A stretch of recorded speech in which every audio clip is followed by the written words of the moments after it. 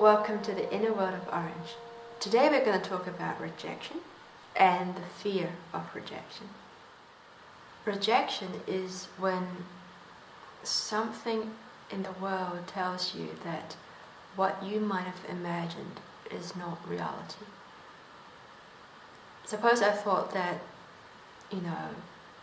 Bob would make a great friend to me because he's funny and I like funny people and I'm funny myself.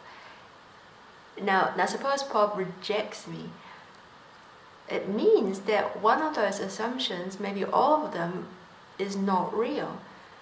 So maybe I'm not funny.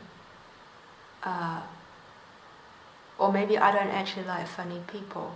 In our minds, there's a certain person that we think we ought to be.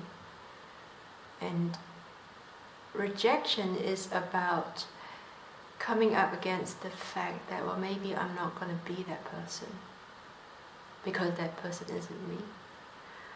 And the worst thing that could happen is that you keep getting no's. You keep getting told that, well, this isn't you and this also isn't you and you're not that either. And the worst that could happen is that you come to a place where you think, oh, well, what am I then? Maybe I'm nothing. Is that bad? Is it bad to think that you're nothing? Or is it also maybe that is actually the ultimate reality, that we are not definable? We don't invite rejection for the same reason that we don't invite anything else which threatens the ego. It is painful. As long as you're attached to the idea that you are somebody, it's painful. It's painful to be rejected. If you are rejected from a prestigious position, it's like, oh, well, I thought I was smart and I thought I was perfect for this, and now it looks like I'm not perfect for this.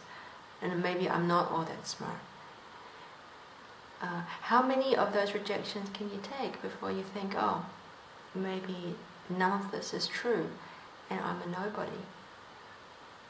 And from an ego's point of view, being a nobody is like the worst possible thing that could happen to you. Because the ego is all about being somebody. It's similar to birth and death. I think birth and death is maybe the ultimate metaphor for acceptance and rejection. You are born into the world accepts you into itself. And then, if you're lucky, you're going to get old, you become sick, you're not so strong anymore. It feels like moment by moment you're being rejected by the world. First you're told that you don't need to work anymore because, hey, your eyes are not what they used to be and you can't carry heavy loads. And then, you can't walk up the stairs anymore. So moment by moment, it seems like the world is slowly rejecting what previously it has embraced from you. It rejects your professional capabilities, then it rejects your physical capabilities, and ultimately it seems to reject all of you, and you're spat out into fertilizer for the daffodils, as they say. That seems like the ultimate rejection, right? All of you, everything that was you is now nothing. It's probably one of the reasons why people find death such a difficult topic. I find that it is useful to embrace both acceptance and rejection and see how they are surprisingly similar in taste. Now, the taste of it, the feeling of it is surprisingly similar. When someone accepts you and offers you, for example, some kind of elevation possibility to promote yourself or be somehow bigger, there is this similar underlying fear that, oh, now I'm gonna have to become someone different, or I'm gonna have to be not what I am right now. And if someone rejects you, turns down something that you've proposed, say no, it's the same fear. It's the same pain of, oh, now I can't be X.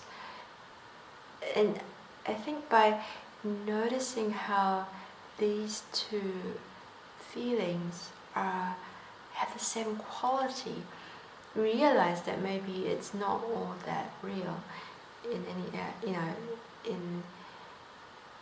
in the sense that one is necessarily good and the other necessarily bad. I think daily rejections can teach us a lot.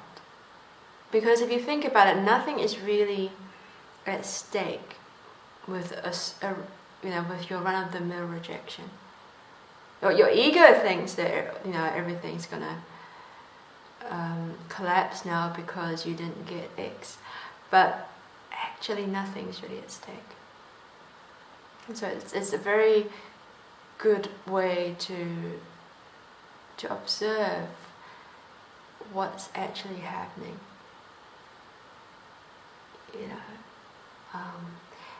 And again, I think doubt is a good tool here to insert into your life.